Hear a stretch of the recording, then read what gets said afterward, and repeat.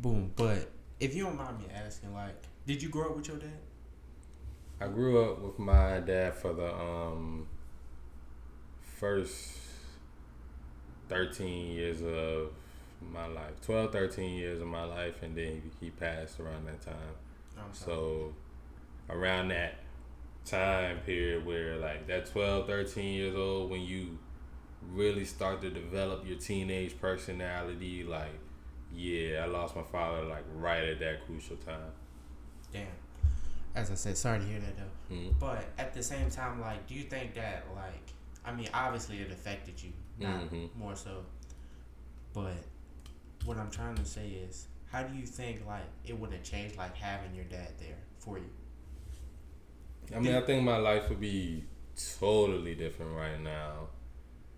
And I think, like, I look at life and it's like a bittersweet type of thing. Like, it's bad, but it's good thing at the same time. Not the actual passing of him being a good thing, but the results of it. Like, I can extract good out of it because he was more so like strict and stern, and those things like affected me in a good way in life, but also it kind of affected me negatively at some point. So it's like, I think all men do should be in their father's lives. I mean, should be in their sons' lives. Like, you know what I'm saying? All men should be in their sons' lives. But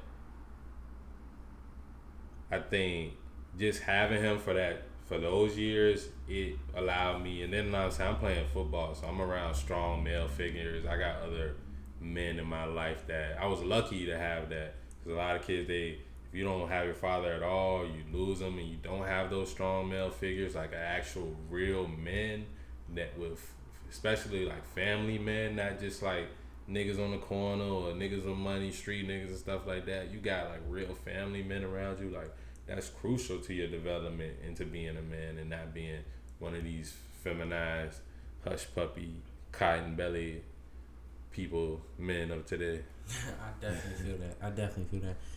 But because I feel like so many people grow up without a dad, or a dad just not there, just not there. So, and I feel like it's really hurting this, like, really black communities, but like really the whole world. Because without having that strong male figure, it's like you're left with a mom trying to raise It's you. not really hurting the whole world, to be honest. More so the Western society that has created a culture and system that like takes the father out of the home, and it makes it beneficial to have the father out of the home by giving single mothers these benefits and stuff like that, which I do think they need. But it's like a lot of them use that as like, well, it don't even matter if he leave. And we do have a lot of hurt men and a lot of weak men that do end up just leaving just because, and not taking care of their kid. Like, it's not, I don't have a problem with a man leaving a woman, but you're supposed to be there for that child. But it's a lot of places in the world, more so Eastern nations, that they still value the family unit and things like that because they know the value of it. They know the value of a daughter. Like, your daughter, that's you're supposed to be your daughter's first love. Like, you're supposed to be the first man to show your daughter how she's supposed to be treated and respected. And a lot of these women don't have that. That's why a lot of women act like how they do now. Definitely, I totally do agree. But back to that thing, like I feel like it's so crucial to have a dad in your child's life, even if you don't like the mom no more. I feel like too many men like, oh, I don't like the mom, so like they don't maybe necessarily do it on purpose, but they disassociate. Like they associate. Yeah, and some of the moms make it hard for the Definitely. fathers just because the fathers don't want them no more. Like, it's definitely both sides of it. And it's like, it's definitely an epidemic as far as like, because it creates the masculine woman and it's creating the feminine men. Like, the main factor of that is the black father not being in the home, and we can't really blame the system no more. We're going into 2023. If you don't already know the system is against you and that you need to either leave, go somewhere else, if you don't know how to move and finesse within the system, then you part of the problem at this point. It's like we can't keep blaming like, oh yeah, we had these crime bills back then, we had this and this. Like yeah, all those things are still gonna affect us for generations, but it's like we gotta come to a point where we look at ourselves as like black men and making sure these kids are being raised correctly and taken care of, and not just having a masculine figure, but having a masculine figure that's teaching the kid how to be dangerous yet controlled, like being able to stand up for themselves but also being able to care for others, and just teaching these men how to really like be providers and stuff. Really, how to be a man. Like, I feel like no woman can teach you how to be a man.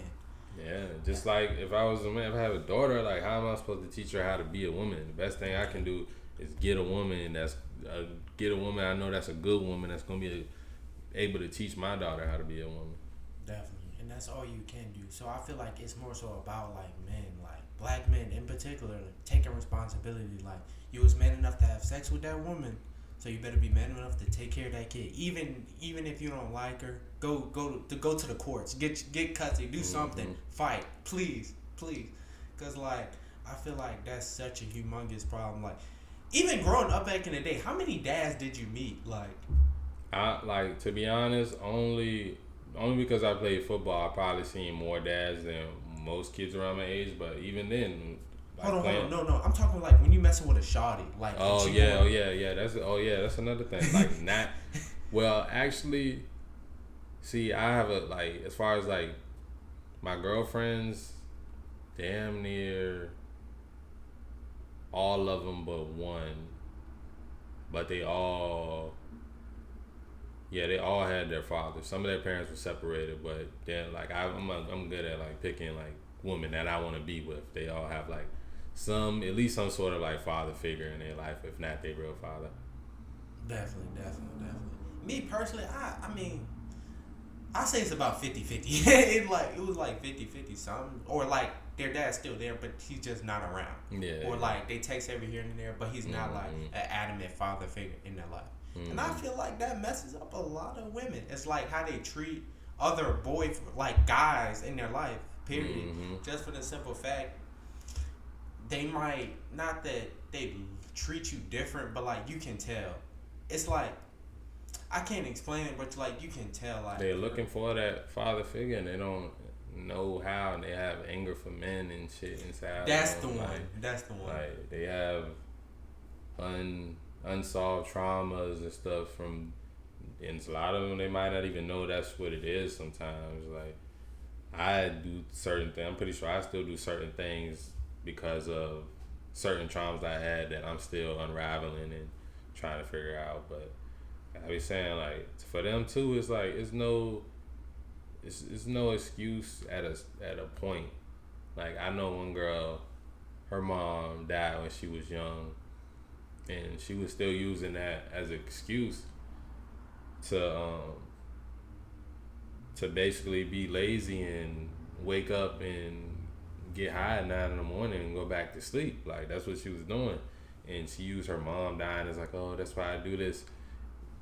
10, 15 years later, and to me, I'm like, damn, that's kind of disrespectful to your mom. You like, damn, you blaming, like you kind of putting that, like saying it's her instead of being like, nah, I got problems, I need help. Like that's why I'm doing this every morning. But